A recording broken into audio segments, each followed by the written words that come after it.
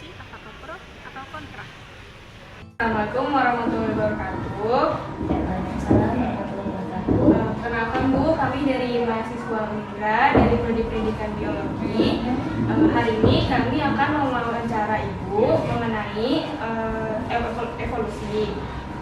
Untuk pertama-tama, Ibu boleh memperkenalkan diri Ibu. Nama Ibu siapa? Ya, baik. Bismillahirrahmanirrahim. Assalamualaikum warahmatullahi wabarakatuh. Ya, baik, terima kasih. Sebelumnya mungkin ada baiknya Ibu memperkenalkan diri dulu sebelum kita melanjutkan pada kegiatan dialog ya.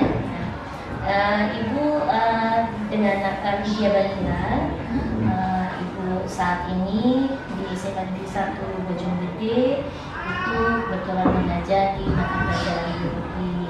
Mungkin sehari-hari Ibu mengajar pelajaran biologi dan kebetulan Ibu juga mendapatkan tugas tambahan di sini sebagai wakil sekti dan kurikulum. Mungkin itu saja yang bisa Ibu perkenalkan ya dengan kalian. Bisa dilanjut apa yang ingin kalian tahu dari Baik Bu, sebelum masuk pertanyaan, saya ingin tahu Ibu gelarnya apa ya Bu? Ibu bergelar Master Pendidikan Biologi. Ibu mempunyai pengalaman mengajar selama berapa tahun Ibu? Ibu mengajar itu sejak tahun 99. Berarti cukup lama ya? Cukup lama, kurang lebih sudah hampir 23 tahun ya. Untuk asal perguruan tinggi dan jurusan waktu kuliah Ibu apa Bu? Ibu berasal dari IKIP Jakarta, pendidikan S1 Ibu di IKIP Jakarta tahun 93. Ibu masuk sampai dengan tahun 98. Kemudian di tahun 2000 Ibu mendapatkan gelar sarjana pendidikan. Kemudian di tahun 2017 Ibu melanjutkan studi, tetapi juga masih di perguruan tinggi yang sama, hanya sudah berubah menjadi Universitas Negeri Jakarta. Dan Ibu menyelesaikan studi magister Ibu itu di tahun 2019. Untuk jurusannya Bu? Jurusannya pendidikan biologi juga ya. Jadi langsung aja ke pertanyaan. Untuk pertanyaan pertama, apa yang Ibu ketahui tentang teori evolusi? Teori evolusi ya. Kalau berbicara evolusi ini sebetulnya kalau bagi Ibu satu hal yang menarik sebetulnya kita pelajari kalau memang ini terjadi kejadiannya sesuai dengan teorinya ya. Nah, hanya saja dalam perjalanan mempelajari teori ini rupanya banyak hal yang banyak yang meragukan akan kebenaran dari teori evolusi. Namun demikian, Ibu saat mempelajari teori evolusi ini, Ibu memahaminya sebagai satu proses perubahan yang terjadi pada makhluk hidup, dan perubahan-perubahan ini tentunya terjadi karena adanya perubahan pada lingkungan di mana makhluk hidup itu tinggal, dan perubahan ini sebenarnya tidak serta-merta kita lihat. Nah, dalam jangka waktu yang lama baru kita bisa melihat perubahan-perubahan yang bisa kita lihat secara kasat mata. Jadi Ibu memahaminya bahwa teori evolusi itu perubahan-perubahan yang terjadi pada satu makhluk hidup yang mengakibatkan perubahan-perubahan itu mengarah kepada perubahan yang sangat berbeda dengan kondisi awalnya. Biasanya kita mengenalnya dengan adanya spesies baru. Nah, ketika terjadi spesies baru atau proses spesiasi, itu baru kita katakan bahwa telah terjadi proses evolusi pada makhluk hidup. Baik Bu, selanjutnya apa yang Ibu ketahui tentang teori Lamarck, Darwin, dan seleksi alam? Darwin dan seleksi alam dan Lamarck ya, dua ilmuwan ini barangkali menjadi pencetus ya dari teori evolusi. Salah satunya teori Lamarck. Lamarck itu dia mengemukakan teorinya tentang use and disuse. Ya, jadi di mana bahwa perubahan itu terjadi karena ada satu aktivitas yang seringkali dilakukan yang dilakukan oleh makhluk hidup itu terhadap salah satu bagian tubuhnya. Ya, kalau teori Lamarck itu dulu dijelaskan oleh Lamarck itu kenapa leher dari jerapah itu dia panjang gitu ya. Nah dulu itu Lamarck mengatakan bahwa jerapah itu mencoba untuk menggerakkan lehernya sebagai proses adaptasi terhadap makanan yang akan dijangkaunya sama dia, sehingga atas proses pembiasaan seringkalinya dia menaikkan lehernya gitu kan. Nah itu dia katakan bahwa telah terjadi perubahan struktur. Nah itu dilakukannya perubahan itu terjadi karena ada proses yang memang dilakukan secara rutin gitu ya, sehingga terjadilah perubahan.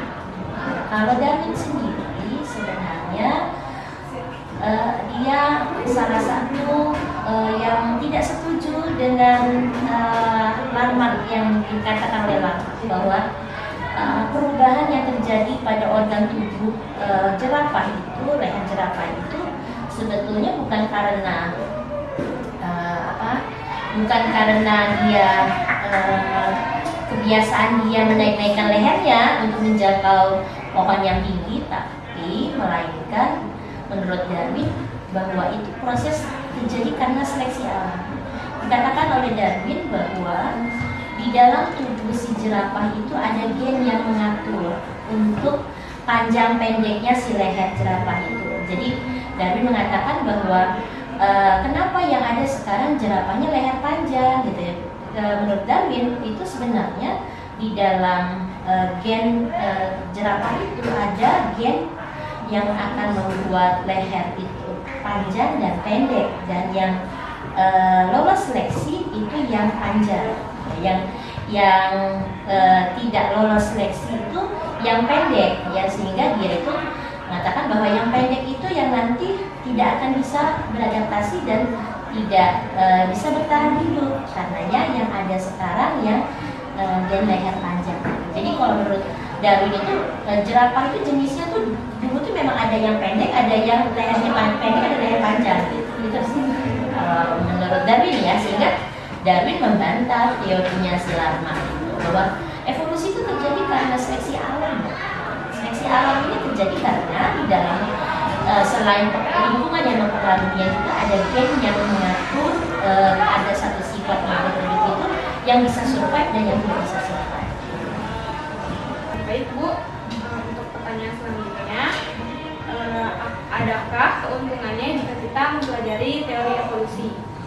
Ya, teori evolusi itu yang sepanjang Ibu ketahui dari kita mempelajari evolusi itu kita akan bisa mengetahui berbagai kelompok makhluk hidup berdasarkan asal usulnya. Ya, jadi itu salah satu mungkin manfaat ya yang bisa kita pelajari. Selain itu juga kita bisa juga mengetahui mungkin dari teori Darwin tadi, ternyata memang kita bisa mengetahui bahwa ada gen yang bisa survive dengan perubahan lingkungan, kemudian juga ada gen yang tidak bisa survive. Dan selanjutnya barangkali kita mengenal kalau teori evolusi ini kan cikal bakalnya dari peristiwa mutasi ya. Baik Bu, pertanyaan selanjutnya, menurut Ibu, apakah Ibu percaya tentang teori evolusi? Percaya teori evolusi sebetulnya teori evolusi itu kan sudah ditumbangkan ya kalau secara keilmuan semenjak ditemukannya ilmu biologi molekuler, semenjak berkembangnya bukan ditemukannya, tapi semenjak ilmu biologi molekuler itu berkembang, maka Ibu juga meragukan akan kebenaran dari teori evolusi itu. Bahkan ilmuwan yang memang berkonsentrasi di bidang genetika, biologi molekuler itu sudah secara bersama-sama membuatkan konsensus bersama. Ibu aku lupa tepatnya itu tahun 2014 atau 2012 ya kalau nggak salah itu, bahwa pengikut neo-Darwinisme itu sudah tidak lagi mengakui kebenaran teori Darwin seiring dengan ditemukannya pada DNA setelah diperiksa DNA dari tulang-tulang yang ditemukan oleh Darwin tadi, yang dibuat direkonstruksi menjadi satu makhluk hidup purba lah ya. Di zaman itu muncul berbagai macam makhluk hidup purba yang dianggap merupakan makhluk hidup dulu yang saat itu ada dan sekarang sudah tidak ada. Nah itu ternyata dari hasil pemeriksaan DNA itu potongan-potongan tulang itu ternyata bukan potongan-potongan tulang yang dari makhluk hidup yang sama, tapi justru dari berbagai macam makhluk hidup, sehingga para ilmuwan menyepakati bahwa rekonstruksi dari makhluk hidup purba yang dihayalkan oleh Darwin dengan pengikutnya itu hanya sebuah hayalan gitu. Ya, sebuah hayalan yang tidak bisa dibenarkan kembali kebenaran ilmiahnya. Mungkin sebelum ditemukan ilmu tentang DNA, dikembangkannya ilmu tentang DNA, kita masih bisa mempercayai gitu. Tapi kan kalau dari penelusuran melalui bidang genetika melalui DNA-nya, kebenaran dari DNA itu sudah bisa dipastikan bahwa apa yang diteorikan oleh Darwin tentang teori evolusinya tidak bisa lagi dibenarkan, terutama terhadap makhluk hidup hasil rekaannya dan Baik Bu, selanjutnya pertanyaan akan dilanjutkan oleh teman saya. Apa yang Ibu ketahui tentang adaptasi dan mutasi? Adaptasi dengan mutasi ya. Mutasi itu biasanya kita mengenalnya dengan istilah perubahan ya. Perubahan hanya dalam konsep biologi. Mutasi itu kita mengenalnya perubahan yang bisa terjadi pada gen atau kromosom pada makhluk hidup. Nah, perubahan yang terjadi pada gen maupun kromosom ini bisa sampai merubah fenotip pada makhluk hidup atau tidak, dia hanya merubah genotipnya saja gitu ya. Nah, mutasi ini bisa terjadi, adanya mutasi ini nanti dia akan berhubungan dengan proses adaptasi dari gen terhadap perubahan yang dibuat atau perubahan yang terjadi secara alami. Jadi ketika gen itu bisa beradaptasi terhadap terhadap perubahan lingkungan, karena perubahan yang terjadi pada makhluk hidup yang menyebabkan perubahan fenotip ini, selain faktor genetik ya yang bisa mengalami mutasi, juga didukung oleh adanya perubahan lingkungan gitu lah. Jadi, nah, gen-gen yang bisa beradaptasi terhadap perubahan lingkungan, maka gen itu lolos seleksi ya. Jadi dia tetap survive, tetap ada meskipun dia mengalami perubahan. Tapi kalau gen itu tidak bisa beradaptasi dengan lingkungan, maka gen itu dengan sendirinya dia akan terseleksi, sehingga kita mengenalnya dengan adanya peristiwa mutasi ya. Peristiwa mutasi yang bisa menyebabkan perubahan fenotip atau tidak menyebabkan perubahan fenotip. Jadi mutasi itu kan ada yang mutasi dia terjadi perubahan secara gennya, atau kita mengenalnya dengan perubahan pada basa nitrogen gitu ya, perubahan pada basa nitrogen tapi tidak mengubah rangkaian asam amino, sehingga tidak merubah jenis protein yang akan dibuat. Kita tahu bahwa ekspresi dari gen itu melalui satu mekanisme yang kita sebut dengan sintesis protein. Jadi mutasi itu mulainya dari ada perubahan pada gen maupun pada kromosom. Jadi adaptasi dengan mutasi itu ada kaitan yang sangat erat. Selanjutnya Ibu, menurut Ibu, apakah Islam itu mendukung adanya teori evolusi? Islam mendukung adanya teori evolusi dari sudut pandang Ibu. Sebetulnya tergantung orang yang memandangnya. Jadi gini, kenapa jadi pertentangan ya di dalam teori evolusi dengan paham agama ya misalnya. Nah, ketika evolusi itu diterjemahkan secara letterlek dari pernyataan Darwin yang mengatakan bahwa manusia itu berasal dari kera, kan gitu ya, yang itu yang menjadi perdebatan antara kaum ulama dengan kaum ilmuwan yang mendalami tentang evolusi. Ibu pun pernah mempertanyakan itu pada saat diskusi sama dosen Ibu, bahwa sebetulnya dari sudut pandang agama bagaimana teori evolusi ini. Ketika Ibu berdiskusi, dia menyampaikan tergantung Anda akan memandangnya seperti apa gitu. Nah, tapi kalau Ibu sendiri punya konsep begini. Kalau kita melihat secara harfiah dari pernyataan Darwin bahwa manusia itu berasal dari kera, maka kita pasti secara manusiawi menolak dong dikatakan bahwa kita itu berasal dari kera. Tapi kalau kita lihat dari taksonomi makhluk hidup, ya, kita bukannya berasal dari kera makhluk hidup, tetapi kita punya hubungan kekerabatan yang dekat. Ya, hubungan kekerabatan. Kenapa saya katakan bahwa kita memiliki hubungan kekerabatan yang dekat? Bahwa manusia dengan kelompok kera itu pernah ada pada satu takson di dalam taksonomi makhluk hidup. Itu kita berada pada ordo yang sama. Ordonya ordo primata.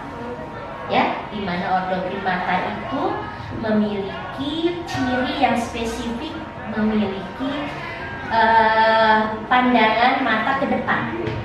Maka kita semua tidak akan mengelak bahwa mata kita cara memandangnya sama dengan kelompok kera, simpanse dan yang lainnya. Maka kita berada pada takson primata. Ya, tapi begitu kita turun ke takson yang lebih bawah, itu kalau primata itu ordo ya, ordo. Nah, di bawah ordo itu kita masih ada kalau di bawah ordo family ya. Di bawah itu ada kelas ya. Kalau kelas sama ya kita ya, masih kelasnya sama. Itu masih kelasnya mamalia ya. Nah, tapi kemudian sampai di family itu sudah berbeda. Kera dan teman-temannya masuk ke Hominidae. Kalau kita masuk ke Hominidae. Nah, Hominidae itu jadi di situ kita sudah berbeda fam. Berarti kan keluarga kita berbeda sebetulnya. Tetapi pada takson ordo kita sama, ordo primata. Gitu. Nah, kalau Ibu melihatnya ke sana. Jadi kalau kita lihat filogeni makhluk hidup bahwa manusia dengan kera itu kenapa Darwin mengatakan bahwa manusia berasal dari kera? Sebetulnya tidak, tetapi dia yang lebih tepatnya bahwa manusia memiliki hubungan kekerabatan pada takson ordo. Ya, kita pada satu takson, berarti kita dan kera itu sama di takson ordo, sama-sama primata. Tetapi kita begitu sampai ke tingkat takson yang lebih rendah di tingkat famili, kalau mereka masuk ke Hominidae, kita masuknya ke Hominidae. Sehingga kita kenapa namanya jadi Homo sapiens gitu ya? Karena di Hominidae berarti famili, nanti di bawah famili ada genusnya kan kita Homo ya. Nah, Homo sapiens ya. Kita pun juga sama manusia purba sudah berbeda. Ya, kalau manusia purba kan Homo erectus kayak gitu ya. Berarti kita cuma satu genus, tapi kita nggak bisa dikatakan bahwa kita berasal dari manusia purba gitu. Karena ya mungkin yang dikatakan tadi evolusi manusia tadi memang berjalan sebenarnya, karena perubahan-perubahan itu sampai kepada perubahan yang berbeda signifikan dengan kondisi awalnya gitu. Ya, jadi kan sehingga manusia purba dan manusia modern itu nggak bisa kita kawinkan gitu. Ya kan, karena kita udah berbeda spesies kan. Kalau dalam konsep biologi bahwa dikatakan bahwa makhluk hidup itu dia satu spesies, dia bisa melakukan perkawinan dan menghasilkan keturunan. Nah, kita dengan manusia purba nggak akan mungkin bisa menghasilkan keturunan gitu karena kita sudah berbeda spesies. Selanjutnya, menurut Ibu, siapakah manusia pertama berdasarkan Al-Quran? Ah? Iya, ya itu kan itunya ya. Kalau menurut agama kita ya, seperti itu. Selanjutnya, menurut Ibu, teori evolusi itu bertentangan dengan Islam atau tidak? Ya tadi Ibu katakan dari sudut pandang mana kita melihatnya, ya. Jadi artinya kalau kita menerjemahkan bahwa evolusi itu pernyataan dari Darwin yang mengatakan manusia berasal dari kera, kita pasti akan menyangkal dong gitu. Kalau orang kita kan nggak diciptakan dari kera gitu kan, seperti itu. Tapi sudut pandangnya kalau saya melihatnya bahwa asal muasal penciptaan manusia itu gini, teori manusia itu teori Tuhan itu ada yang bisa kita terjemahkan melalui satu ilmu pengetahuan dalam logika berpikir manusia, tapi ada juga menurut Ibu teori Tuhan itu yang tidak bisa kita sentuh. Ya, jadi artinya tidak bisa kita sentuh itu artinya kita sebagai makhluk Tuhan itu kita punya keterbatasan di dalam menyentuh si pembuat lah ya menyentuh maksudnya itu bisa Tuhan ingin menciptakan makhluk hidup ini gitu kan, kita nggak bisa kita logikakan sama kita bagaimana ya manusia itu terjadinya gitu kan. Menurut sejarah agama kita bahwa Adam itu manusia pertama gitu. Tapi belum tentu kata orang lain. Apakah teori evolusi masih layak diajarkan di sekolah-sekolah atau tidak? Ya, kalau proses evolusinya, mekanisme evolusinya itu layak saja, karena ini akan berhubungan dengan konsep adanya variasi sebagai salah satu bukti ada terjadi evolusi. Ya kan, salah satu bukti terjadinya evolusi itu selain fosil yang ditemukan, adanya juga variasi. Ya, variasi, kemudian ada embriologi perbandingan, kemudian ada homologi, analogi ya. Jadi itu menunjukkan bahwa proses evolusi itu memang ada gitu. Dan ketika misalnya terjadi penyimpangan sifat pada makhluk hidup sehingga muncul variasi-variasi pada makhluk hidup sebagai bentuk ekspresi dari gen yang berbeda dan mungkin juga sebagai bentuk ekspresi gen dari perubahan lingkungan yang memang terjadi terus-menerus selama ini. Jadi itu memungkinkan bisa kita ajarkan sehingga anak-anak kita juga tahu, oh ya kenapa ya terjadi variasi, oh kenapa terjadi mutasi itu kan sudah kita bisa konsepkan kepada anak-anak sebagai peristiwa awal terjadinya evolusi, adanya perubahan yang terjadi secara individual, selanjutnya nanti terjadi secara populasi. Perubahan itu akhirnya menghasilkan satu spesies baru. Itu kan konsep evolusi seperti itu. Jadi menurut Ibu sih boleh-boleh saja. Tapi kalau kebenaran dari teori Darwinnya itu jadi kita alihkan lah sudut pandang kita mempelajari evolusi itu, kita lebih kepada membahas tentang adanya variasi genetik nanti di dalam makhluk hidup yang akan memunculkan variasi fenotip. Nah, kalau ke sana kan kita lebih mengupdate ya daripada kita hanya kok membahas bahwa Darwin pernah mengatakan bahwa manusia itu berasal dari kera gitu. Padahal mungkin Darwin sendiri kita nggak pernah ketemu Darwin ya. Jadi maksudnya yang dimaksud di dalam bukunya Darwin itu bahwa manusia berasal dari kera itu kan saya sendiri juga belum menemukan bukunya ya, maksudnya belum pernah membaca bukunya. Sejauh mana sih Darwin mengatakan mempunyai konsep bahwa manusia itu berasal dari kera? Itu saya belum tahu gitu.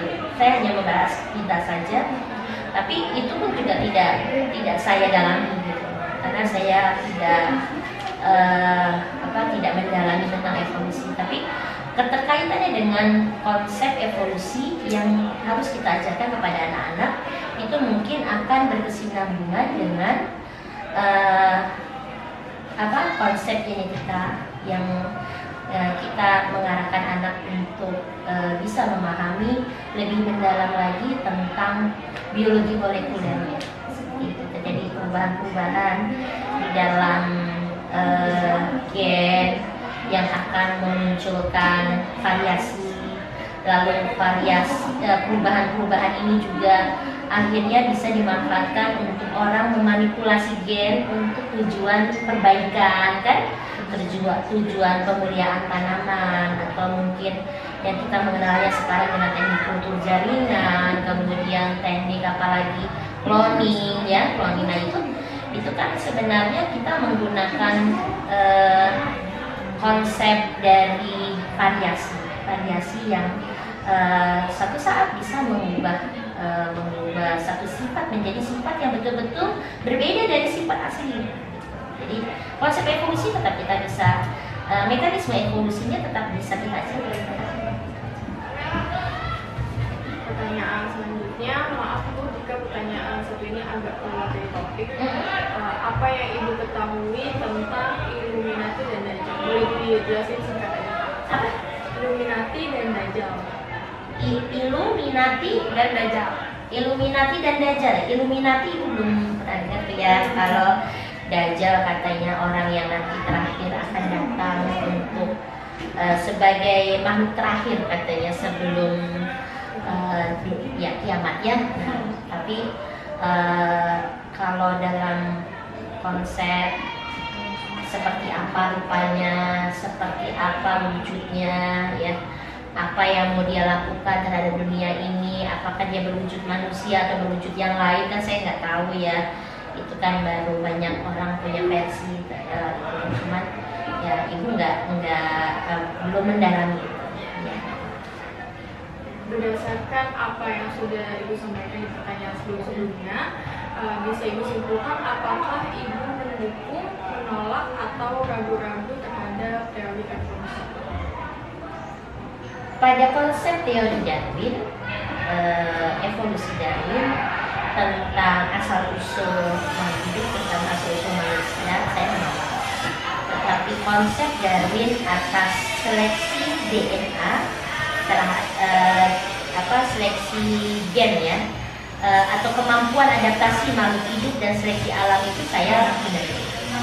Ya, seperti itu. Kalau untuk yang Darwin ya, karena kita sekarang kalau berbicara tentang teori evolusi pasti kita tahunya Darwin ya, meskipun mungkin ada Weismann, ada Lamarck yang pernah mengatakan tentang teori evolusi, tetapi itu tidak kita ini kan. Tapi yang mirip dengan yang setuju dengan Darwin itu Weismann ya. Weismann juga setuju dan dia menjadi pengikut neo-Darwinisme juga kayak.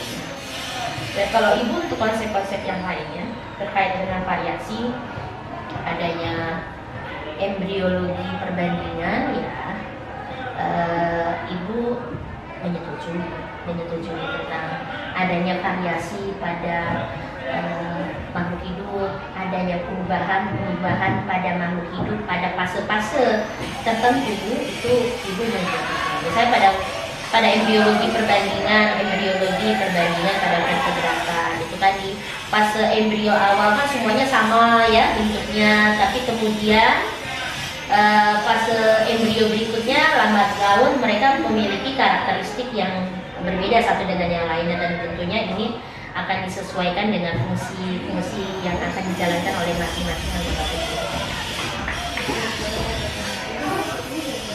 Ya. Pertanyaan selanjutnya, menurut Ibu, mengapa teori evolusi, khususnya mengenai evolusi pada manusia, masih dipertahankan, masih dipelajari sampai sekarang? Ya, mungkin kalau dipelajari sampai sekarang terjadi proses evolusi pada manusia itu kan dipelajari di dalam sejarah ya. Di dalam sejarah sebenarnya dipelajari di dalam mata pelajaran sejarah, ibu sih hanya melihat bahwa ada terjadi perbedaan budaya manusia purba dengan manusia modern ya. Dari cara dia melakukan aktivitas itu, cara dia menggunakan peralatan yang ada di sekitar untuk membantu aktivitasnya. Ya pokoknya mungkin lebih kepada budaya manusianya, sehingga kalau dari sisi antropologi itu masih bisa dipelajari gitu, bahwa manusia dulu dengan manusia sekarang itu apa sih bedanya, lalu apa sih yang digunakan untuk membantu aktivitas hidupnya gitu kan. Ya perubahan-perubahan itu tetap bisa kita masih relevan diberikan kepada anak gitu loh, meskipun mungkin manusia purba itu nggak pernah kita ketahui benar nggak ada gitu kan. Cuman kalau misalnya perubahan-perubahan yang terjadi pada manusia, misal dari adanya kampung cebol kayak gitu ya, itu kan bisa saja ya kita bisa lihat sebagai satu hasil dari evolusi ya, evolusi yang terjadi pada populasi. Ya kalau berbicara evolusi kan kita tidak berbicara individu, tapi kita berbicara tentang populasi. Kalau masih berbicara individu, misalnya terjadi perubahannya pada individu, itu peristiwa mutasi tepatnya. Tapi ketika terjadi pada populasi, berarti itu terjadinya evolusi. Pertanyaan selanjutnya Ibu, apakah boleh jika kita menjelaskan suatu ilmu atau suatu teori kepada orang lain atau peserta didik, tetapi yang bertentangan dengan agama? Mengajarkan teori itu tergantung lagi kepada pemahaman dari apa yang kita sampaikan. Ya, kalau sepanjang ilmu pengetahuan itu dan itu menyangkut syarat, mungkin tergantung kepada orang yang akan menerima ilmu itu. Jadi kalau kita berbicara dalam konteks memaparkan satu pengetahuan, itu tidak masalah. Artinya sepanjang ilmu itu kita berikan kepada peserta didik untuk memberikan wawasan, bukan bermaksud untuk mencuci otak dari peserta didik, itu sah-sah saja kalau begitu ya, karena tadi Ibu katakan bahwa semua ilmu itu bisa dipelajari dalam logika secara dalam batas berpikir manusia gitu ya. Akan tetapi ada ilmu Tuhan yang mungkin kita nggak bisa kita pikirkan dalam kapasitas berpikir manusia. Ya, jadi ya, itu kita katakan bahwa ya itu memang sudah terjadi dari sananya seperti itu gitu kan. Ya artinya memang ada yang tidak bisa kita jawab dengan keilmuan maupun kemampuan berpikir kita gitu. Itu ilmu Tuhan yang tidak bisa kita sendiri. Pertanyaan terakhir, bagaimana cara Ibu menjelaskan teori evolusi, khususnya evolusi pada manusia ke peserta didik? Iya, tadi kalau Ibu berbicara tentang evolusi manusia, biasanya Ibu hanya memberikan wawasan kepada anak bagaimana proses perubahan budaya yang terjadi pada manusia purba dengan manusia modern saat ini. Kemudian sepintas mungkin Ibu akan menjelaskan perbedaan struktur tubuh dari manusia purba dengan manusia yang sekarang, dan Ibu tentu akan jelaskan perubahan-perubahan itu terjadi seiring dengan perubahan lingkungan ya, karena lingkungan kita ini selalu mengalami perubahan, otomatis perubahan-perubahan yang terjadi ini langsung atau tidak langsung akan berdampak kepada pada komposisi gen yang mengatur sifat pada makhluk hidup, yang mana dari gen-gen itu bisa berekspresi positif, bisa berekspresi negatif gitu ya, yang mana ini sangat kembali lagi kepada proses adaptasi tadi gitu loh. Ketika gen-gen itu bisa beradaptasi, maka gen itu akan muncul terus gitu ya, gen itu akan muncul terus sampai dengan kepada setelah itu pada manusia modern gitu. Tapi kalau dia tidak bisa beradaptasi, maka gen itu tidak akan muncul. Jadi artinya kalau itu memberikan teori